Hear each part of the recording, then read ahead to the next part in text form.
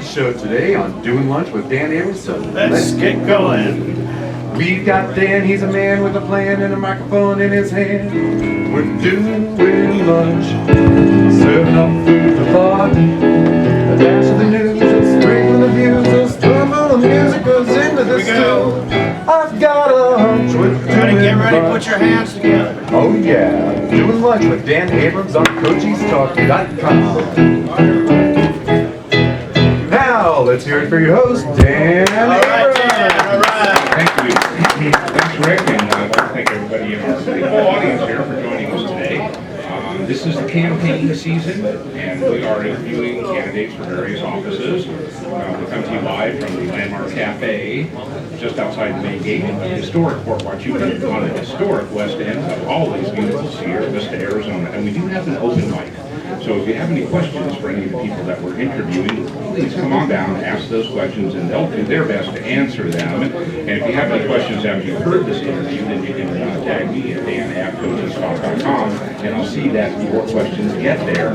So please welcome Jesse Kelly, candidate for the District 8 office currently being held by Gabrielle Giffords. He's running on the Republican ticket. Jesse, thanks so much for joining us. Are you kidding me? Thank you for having me on, Dan. I appreciate it. All right, so is this your first time this year at Vista? No, not at all. We come down here quite often. We've been running this race for Congress for about a year and a half now, and we're down here at least once or twice a month. Good, we expect you to come down here. We have a different set of issues from everybody else, and we want you to know about them. Well, they're good about letting you know when you come down here. That's why we come down, because they don't care about politics or politicians. They care about the things that matter to them, and they let you know about it. It's important.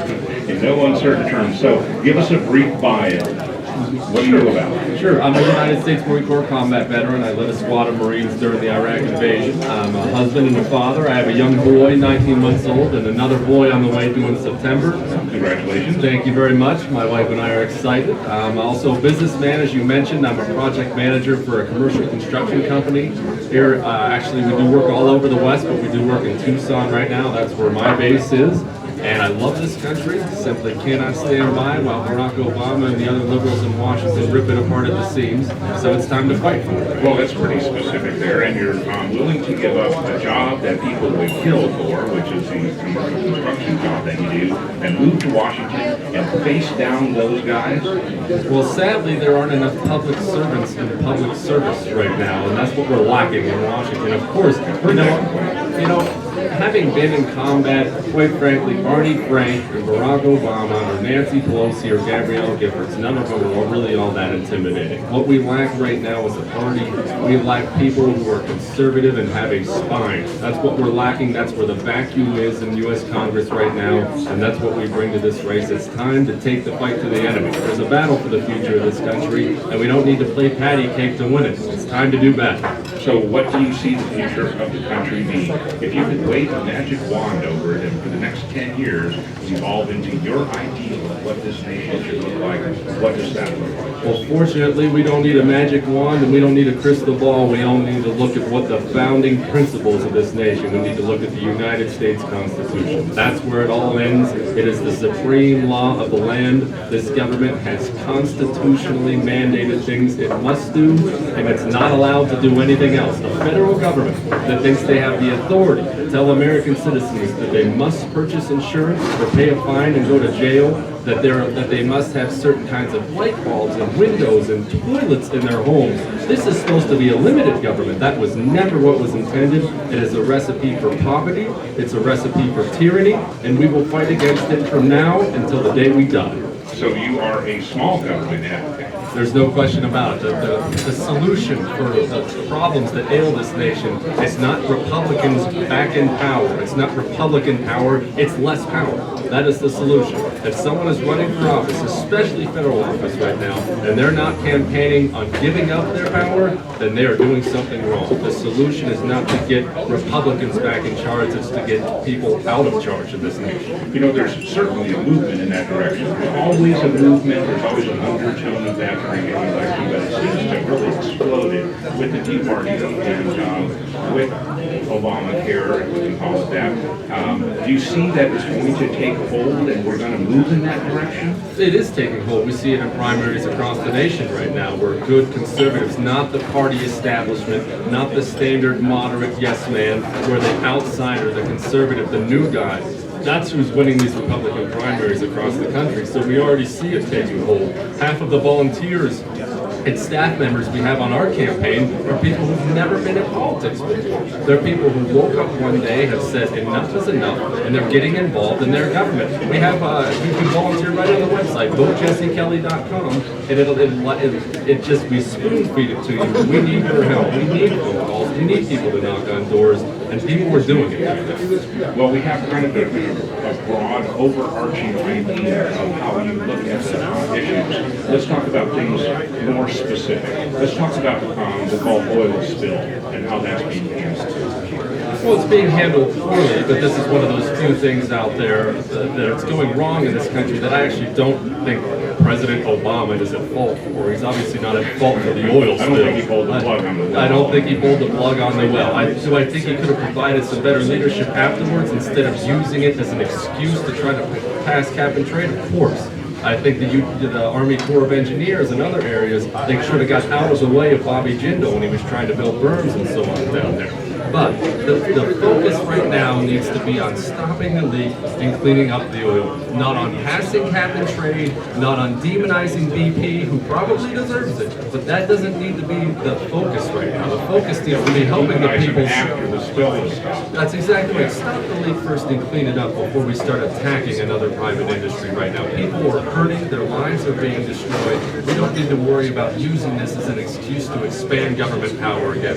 Let's just help people right now. We'll worry about the rest out the back. Well, it does lead to U.S. energy policy. You're right, Right it now, does. U.S. energy policy is allowing those offshore rigs to drill in the ocean with the chance that they're going to spill gas. And our policy is not to drill on land. Our policy is not to use America's resources, but to have to use up everybody else's resources before we have to tap into ours. That's because our energy policy stinks in this country, and we let the Sierra Club run this government and run our energy policy instead of letting the free market in the private sector. BP was drilling in 5,000 feet of ocean water because our ridiculous environmental regulations won't let them drill offshore. And that's part of the problem with plugging the well. It's so deep, the water pressure is so high, and it's so cold, they can't find a fix for it. They could have fixed this if it was closer to shore. We need to be drilling everywhere in this country. We need to be using coal, not stopping coal plants from being built. Nuclear, solar, wind, everything should be on the table and being used right now. But instead, we prop up certain industries with government subsidies, meaning taxpayer dollars, and we crush other industries. You know who profits the most off the oil industry in this country? The government,